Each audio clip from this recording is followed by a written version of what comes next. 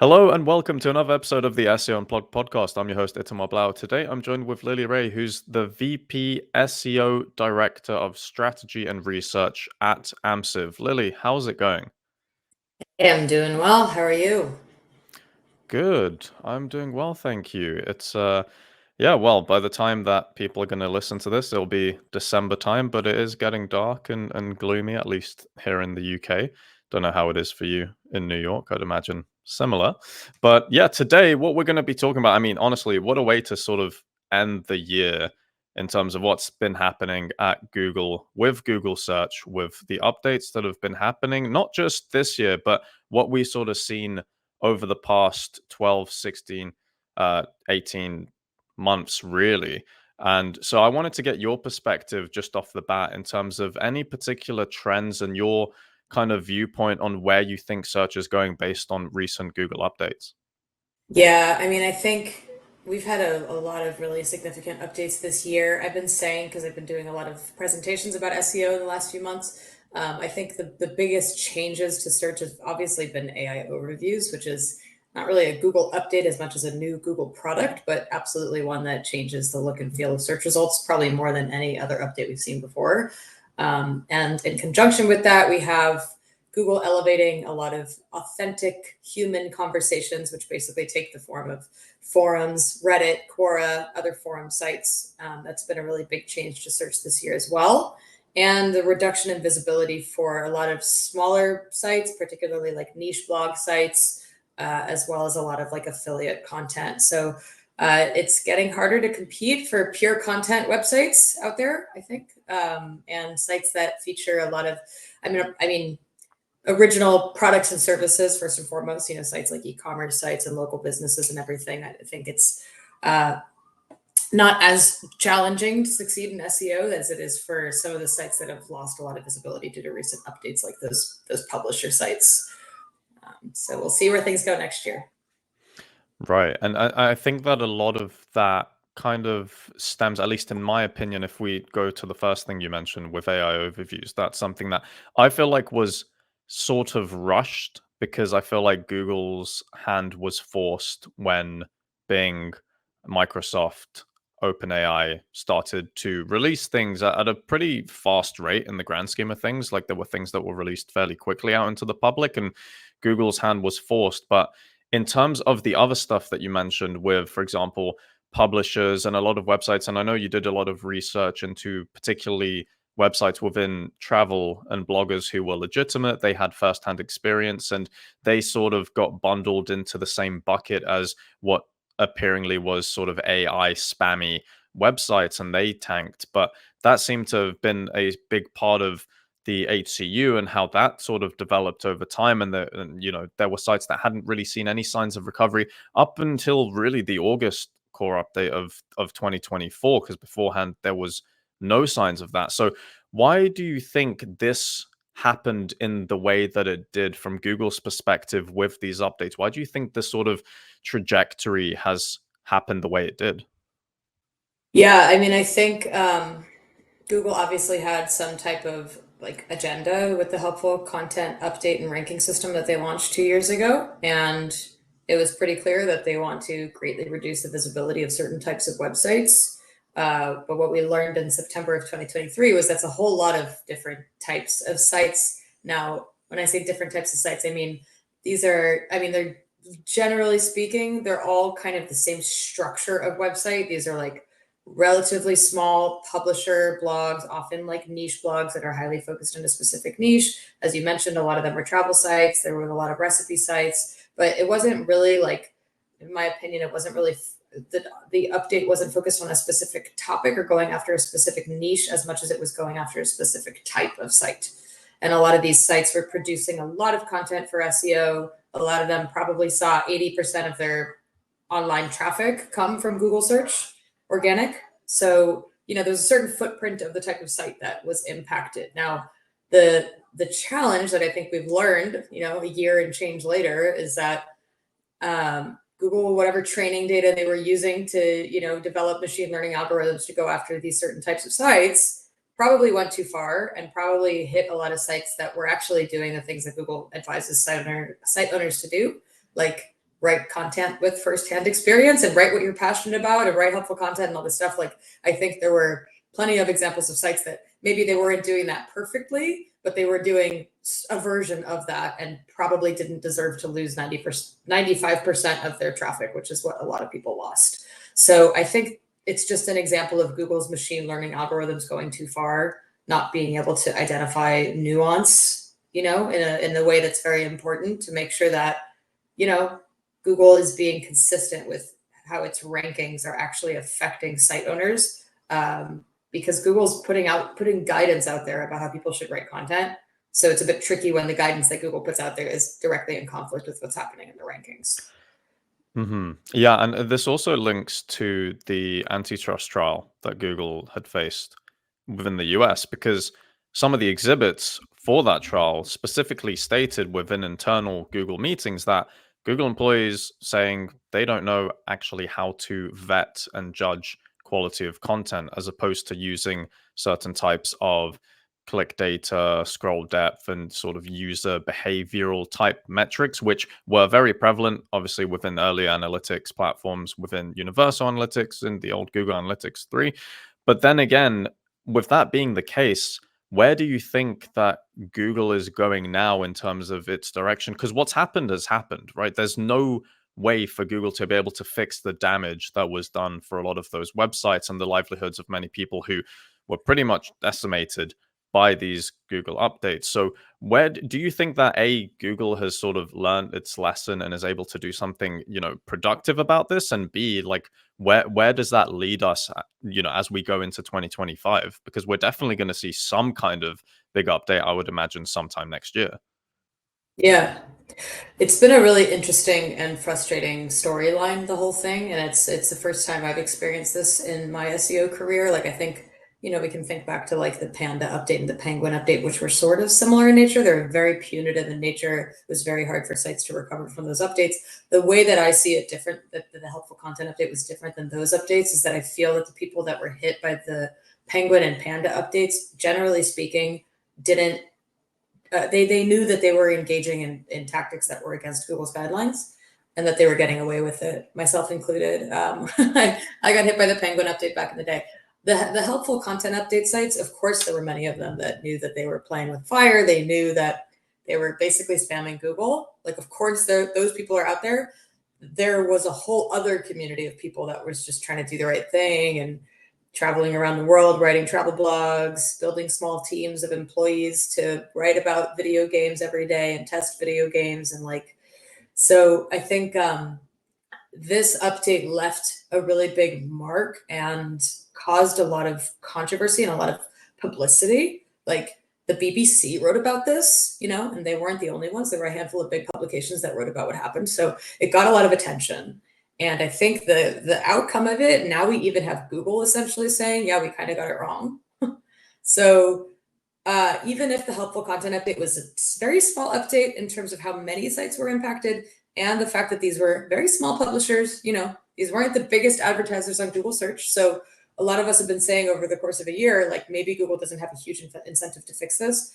I think the difference is that the amount of visibility that this got, they're going to have to be more careful going forward, because if they're using those same approaches to develop future algorithm updates that do certain things and they cause so much collateral damage, it's not just going to be small publishers next time.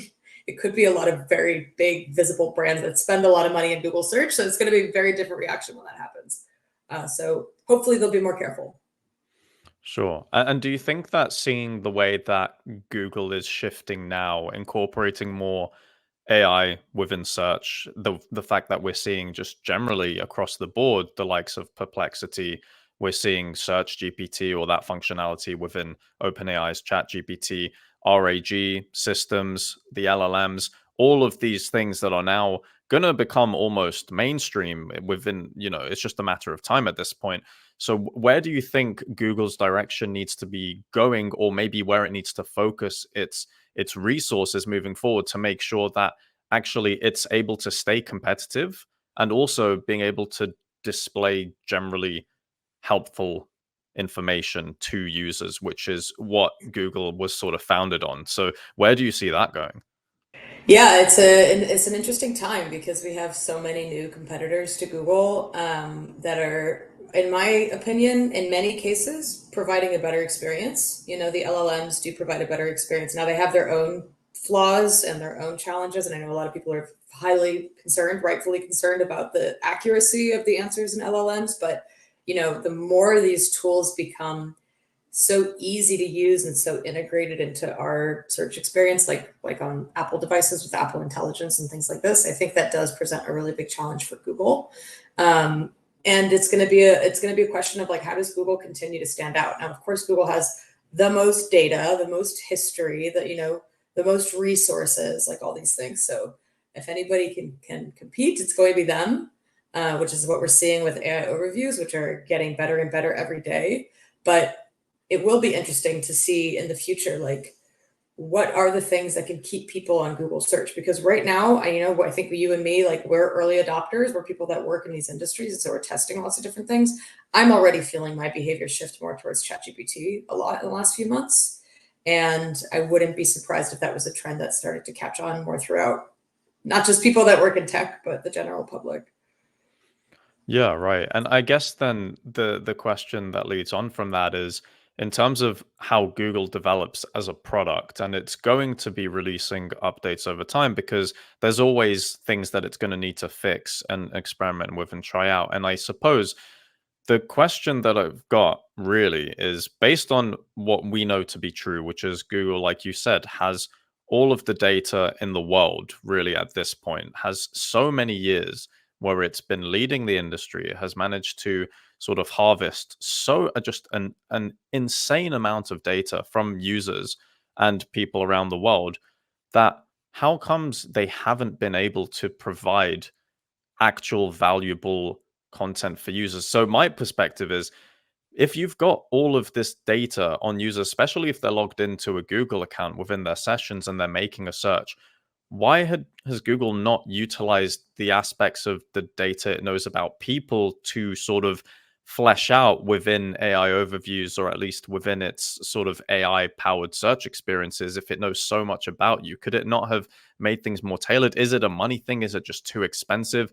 You know, with everything that Google has on us, why does it seem like other competitors have come in seemingly from nowhere? Like these people, these competitors would have been nobodies 2, 3 years ago, and all of a sudden they're already Yeah. coming out and having a real good go, and like you say, providing in some cases better experiences. So where did it go wrong, and what kind, like, is it complacency? Like, what is it?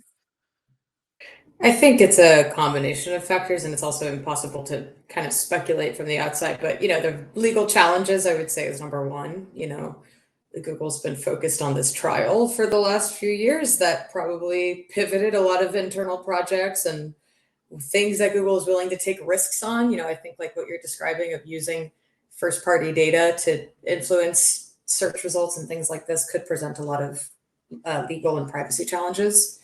So there's that. But I've been wondering the same thing, especially as it relates to Google Discover, because Google Discover, in theory, is the place that Google serves you content based on what it knows about you. And to me, that could be the coolest product on Google search if they got it right. Like that could be something that would be tremendously helpful to people. Like, here's all the things that you should read today based on what we know about you. And at least for me, granted, I use an iPhone, it's nowhere near that. It's extremely frustrating. It's full of spam. It's full of things that I don't care about all the time. And it's like, how is it possible that I have a Gmail account for 15 years that Google still doesn't really know me?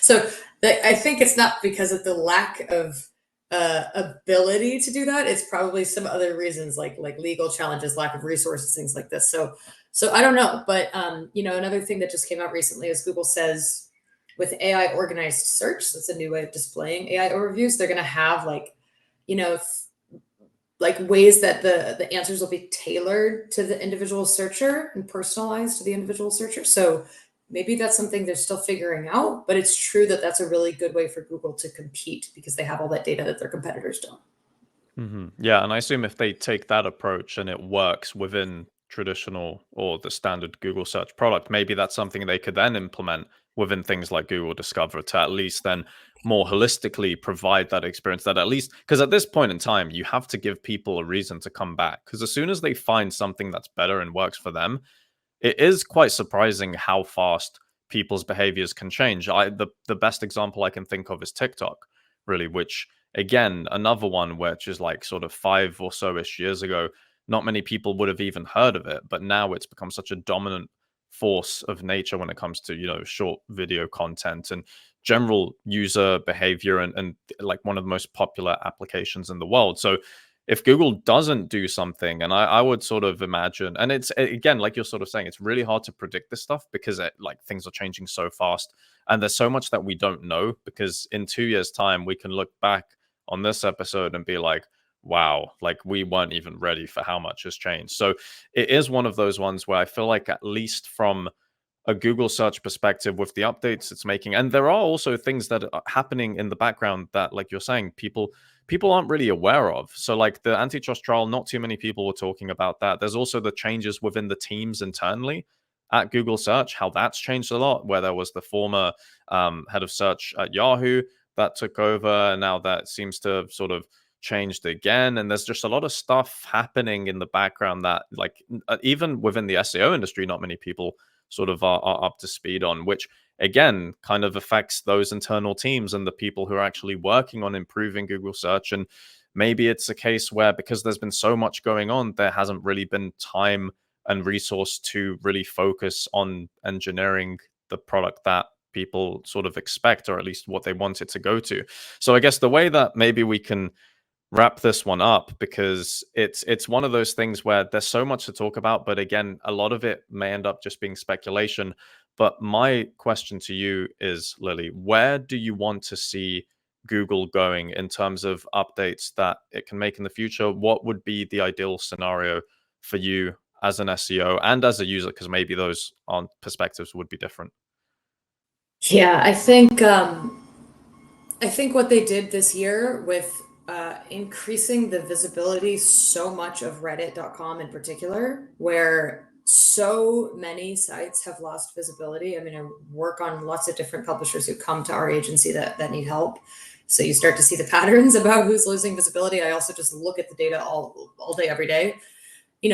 So many different types of sites have lost visibility. And I understand that Google got a lot of feedback over the years that people felt that content on Google was too SEO focused, too much like written for SEO, and not human enough, not like authentic enough. So like it feels like they just put Reddit search all over the place as a way to like kind of like just a heavy-handed approach to like drowning out publishers, putting Reddit everywhere in their place.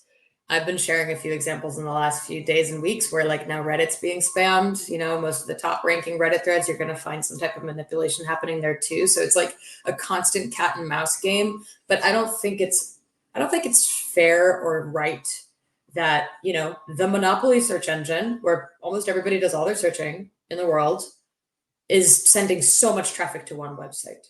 I just can't imagine that one website is really truly that helpful for everyone. And I've spoken to many, many people who don't like Reddit. They don't feel like Reddit is for them, or they don't know how to use it. So I don't think that was the correct way of approaching the challenges that Google had. I hope to see them create more diversity in the search results, test more things, give sites more of a chance to compete, including small to medium-sized publisher websites,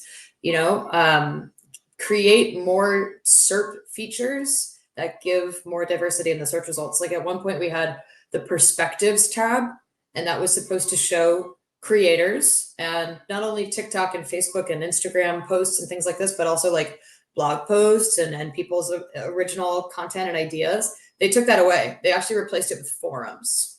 So now we have more Reddit, more Quora. I get why they did that, but I think it was too heavy-handed, and I think it's creating a much less diverse ecosystem of content on the internet. So I hope to see more diversity, and I hope to see them giving more publishers a chance to compete, because without it, people are going to stop producing content, and then their AI tools are just going to be not valuable products for society. Yeah, really, really valid points, especially the Reddit part, which obviously, as we know, Google was doing business with Reddit, and then all of a sudden, Reddit is super authoritative, even though you can be absolutely anybody with, just be an anonymous user and have 8 upvotes, and then all of a sudden you're in AI overviews, which we've seen in so many cases before. But Right. yeah, I mean, yeah. Well, hopefully, the way that you put it, I think, is definitely much better for publishers, better for users, and hopefully, yeah, we'll see more of that. But yeah, to wrap this one up, Lily, thank you so much for sharing your insights with us today. Honestly, usually I ask where people can find you, but honestly, just search for Lily Ray SEO, you'll find Lily. And yeah, unless there's other places that you're particularly, active on, whether that's X or LinkedIn or whatnot, what's your sort of go-tos? Yeah, I know not everybody likes to use X anymore, which is highly understandable. I'm just still posting on there because there is a world of people that like to use X. So I'm on X daily all the time. And then I'm also on LinkedIn. And then to your point, yeah, you can Google my name and choose your social media platform of choice because I'm kind of all over the place. Fantastic. Well, Lily, thank you so much for your time and joining me on the SEO Unplugged podcast. Thanks to everyone listening out there as well. And as always, we will see you in the next episode. Hey, you've reached the end of this video, but don't worry, there's plenty more great content that you can watch right now. All you have to do is click one of the 2 video links on the left side of the screen. And also, if you haven't already, make sure to subscribe and turn on the notification bell to never miss out on future uploads.